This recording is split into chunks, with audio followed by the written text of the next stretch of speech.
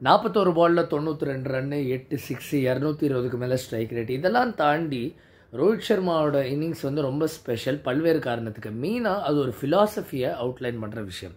And ஆரம்பிக்கலாங்களால் அதை தான் நம்ம இன்றைக்கி பார்க்க போகிறோம். ஏன்னா இந்த ரோஹித் சர்மா ஃபிலாசபி வந்து வெறும் இந்த வேர்ல்டு T20யில் மட்டும் வந்ததில்லை. சரி, அப்போ எங்கே வந்தது அப்படின்னு கேட்டிங்கன்னா, பெரும்பான்மையானவங்க வந்து சொல்கிற விஷயம் 2023 உலகக்கோப்பை 50 ஓவர் வேர்ல்ட் கப்பில் அவர் டெமான்ஸ்ட்ரேட் பண்ணார். He led from the front, 125 strike ரேட்டில் அடித்தார் throughout the tournament. High risk approach எடுத்துக்கிட்டார். அண்ட் T20 கிரிக்கெட்லேயே நம்ம பரவலாக பார்க்கக்கூடிய ஒரு விஷயம் என்னென்னா, putting a lower price on your wicket அப்படின்னு சொல்லுவாங்க. அதாவது 20 ஓவரில் நீங்கள் உங்கள் 10 விக்கெட்டை யூஸ் பண்ணுவது எப்படின்னா, இப்போ வந்து ஒரு ரொம்ப ப்ராடான ஒரு எக்ஸாம்பிள் சொல்லணுன்னா, ஒரு 5000 ரூபாய் கையில் வச்சுக்கிட்டு நீங்கள் ஒரு மாதம் 5000 ரூபாவை நீங்கள் செலவு பண்ணணும்னு சொல்கிறதுக்கும் 10 நாளில் செலவு பண்ணுறதுக்கு வித்தியாசம் இருக்குது இல்லையா? ஸோ 10 நாளில் உங்களுக்கு 5000 ரூபாய் செலவு பண்ணணுன்னா, ஆஹா இன்னும் நிறையா பணம் இருக்கே, ஒரு நாளைக்கு 500 ரூபாய் வரைக்கும் செலவு பண்ணலாம் அப்படிங்கிற மாதிரி ஒரு மனப்பான்மையோடு போவீங்க இல்லையா? கிட்டத்தட்ட T20 ஃபார்மேட் பேட்டர்ஸ் கிட்டேருந்து எதிர்பார்க்குறது அப்படி ஒரு மனநிலை தான். ஏன்னா உங்களுக்கு 10 பேட்டர்ஸ் இருக்காங்க ஓவரால். அண்ட் குறைஞ்சபட்சம் ஒவ்வொரு டீமும் அட்லீஸ்ட் ஒரு 7 பேட்டர்ஸை வச்சு நல்ல ஒரு பேட்டர்ஸ் வச்சு ஆடுவதனால நீங்கள் தைரியமாக போகணும் அப் ஃப்ரண்ட். அண்ட் இந்த அப்ரோச் இந்தியாவுக்கு ரொம்ப நாள் மிஸ்ஸிங்காக இருந்தது. நான் ஏன் வந்து இந்த அப்ரோச் ரோஹித் சர்மா கிட்டேருந்து 50 ஓவர் வேர்ல்டு கப்பில் மட்டும் ஸ்டார்ட் ஆகலை, அதுக்கு முன்னாடியுமே ஆரம்பித்தது அப்படின்னு சொல்கிறேன்னா, அது ஆரம்பித்த இடம் போன உலகக்கோப்பை எங்கே வேர்ல்டு T20யில் ஆஸ்திரேலியாவில் நடந்த ஐசிசி வேர்ல்டு T20லே ரோஹித் சர்மா இந்த அப்ரோச்சை கையாள முயற்சி பண்ணார். ஆனால் அந்த அப்ரோச் அங்கே கை கொடுக்கல.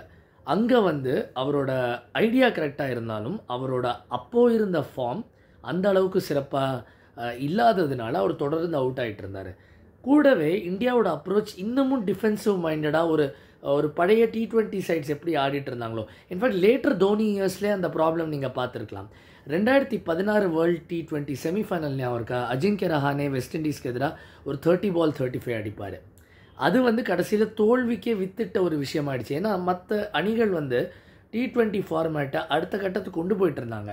உதாரணத்துக்கு இங்கிலாந்து ஆகட்டும், வெஸ்ட் இண்டீஸ் ஆகட்டும், இவங்க எல்லாருமே T20யோட எவல்யூஷனில் ரொம்ப வேகமாக வந்திருக்காங்க. அண்ட் ஏன் இப்போ ரீசெண்டாக இப்போ குவாலிஃபை ஆனால் ஆப்கானிஸ்தான் கூட T20 எவல்யூஷனில் ரொம்ப ஃபாஸ்ட்டாக வளர்ந்து வந்த ஒரு அணி. But surprisingly India T20 world cup முதல்ல நடந்த போது ஜெயித்த ஒரு அணி, அவங்க வந்து இந்த T20 எவல்யூஷனில் கேட்சப் பண்ணுவதற்கு ரொம்ப டைம் எடுத்துக்கிட்டாங்க. அதனால தான் நீங்கள் KL ராகுல் ஒரு முறை இல்லை 2 மெய்டன் ஓவர்ஸ் ஆடினதை பார்த்தோம். அண்ட் வேர்ல்டு T20 செமிஃபைனல்ஸ் இங்கிலாந்துக்கு எதிராக தோத்தக்கப்புறம் ரோஹித் சர்மா போலர்ஸை ப்ளேம் பண்ணார், தங்களோட அணியோட போலர்ஸை. வேர் இன்ஸ்டெட் நீங்கள் யோசித்து பார்த்துருந்தீங்கன்னா இந்தியாவோட பேட்டர்ஸ் இன்னும் பெட்டராக ஆடி இருக்கணும். ஏன்னா 160 ஒரு பெரிய டோட்டல் இல்லை. But through out that world T20 Rohit Sharma அந்த மெனக்கெடல் எடுத்தார். அதாவது நான் இன்னும் ரிஸ்க் எடுக்கணும், எல்லா பேட்டர்ஸும் இன்னும் அப் ஃப்ரண்ட் ரிஸ்க் எடுக்கணும், கீழே இருக்கிற பேட்டர்ஸ் குஷன் கொடுப்பாங்கங்கிற ட்ரஸ்ட்டோடு ஆடணும் அப்படின்னு. ஸோ இது வந்து சொல்வதற்கு ரொம்ப ஈஸி. நீங்கள் சொல்லலாம் வந்து ஆஸ் எ கேப்டன் இந்த மாதிரி ஆடணும். பட் அதை நீங்களே செஞ்சு காமிச்சாதான் மற்றவங்க வந்து இதை மெனக்கெட்டு ஃபாலோ பண்ணுவாங்க. அண்ட் அதுதான் நடக்குது. 2023 உலகக்கோப்பையில் வந்து பெரிய மாற்றமே ரோஹித் சர்மா அப் ஃப்ரண்ட் அந்த அளவுக்கு தைரியமாக, அந்த அளவுக்கு பாசிட்டிவாக, கான்ஃபிடென்ட்டாக அவர் சொன்னதை செஞ்சு காமிச்சது தான் ஒரு முன்னுதாரணமாக மாறிடுச்சு. இப்போ இந்தியா ஆடுறது மோர் இன் டியூன் வித் எப்படி ஒரு T20 சைடு இருக்கணும் அப்படிங்கிறது. அந்த அப்ரோச் ரோஹித் சர்மா அதுக்கு விதை நான் போட்டது அப்படின்னு சொல்ல முடியும். ஏன்னா அவரும் டிராவிடும் சேர்ந்ததுக்கப்புறம் ஒரு பெரிய மாற்றம், ஒரு பெரிய டிரான்ஸ்ஃபர்மேஷன் உருவாயிருக்குங்கிறதுல எந்த மாற்று கருத்தும் இல்லை. அண்ட் ஆஸ்திரேலியாவோட இன்னிங்ஸ் அதுக்கு மிக சிறந்த எடுத்துக்காட்டு. நவ் அவரோட ஃபார்ம் ஆஸ்பெக்டை நீங்கள் கருதும் போது பார்த்தீங்கன்னா T20 கிரிக்கெட் பொறுத்த வரைக்கும் ஃபார்ம்ங்கிறது வந்து ஒரு எஃபிமெரலான ஒரு விஷயம். அதாவது இன்றைக்கி இருக்கும் நாளைக்கு இருக்காது, இப்போ தெரியும் அப்போ தெரியாதுங்கிற மாதிரி. ஏன்னா நீங்கள் ரிஸ்க் ரிவார்டு ரேஷியோ வந்து ரொம்ப ஒரு பேலன்ஸே கம்மியாக இருக்கும். நீங்கள் நினைக்கிறதோட ஃபெயிலியர்ஸ் கூடுதலாக இருக்கலாம் சில சமயம். உதாரணத்துக்கு விராட் கோலி பாருங்கள், ஐபிஎல்லில் அபாரமான சீசன், பட் இங்கே வந்து அவருக்கு பெரிய ஸ்ட்ரகிள் நிகழ்ந்திருக்கு இது வரைக்கும்.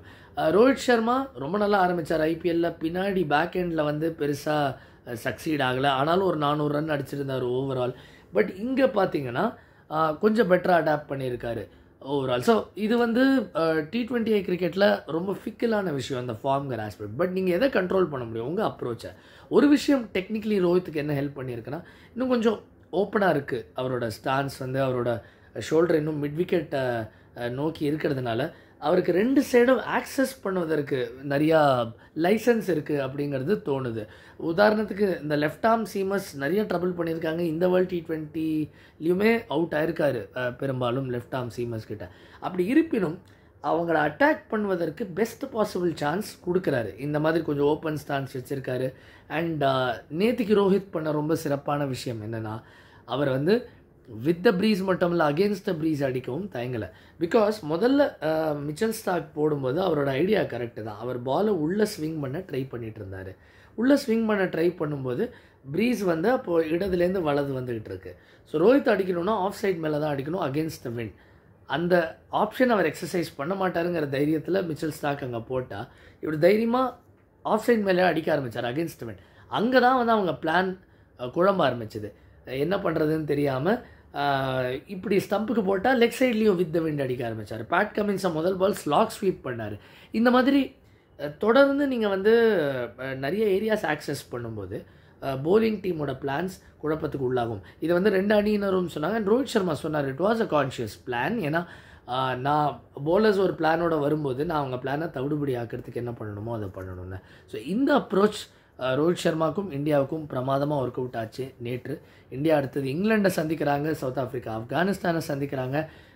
இந்தியா போன உலக கோப்பையில் ஆஸ்திரேலியாவிடம் தோற்றதுக்கு பழி வாங்கிட்டாங்க அப்படின்னு சொல்லலாம். But world T20 semi-final November 10, 2022 அதற்கு ஒரு பதிலடி இங்கே கொடுப்பாங்களா அப்படிங்கிறத நம்ம பொறுத்திருந்து பார்ப்போம்.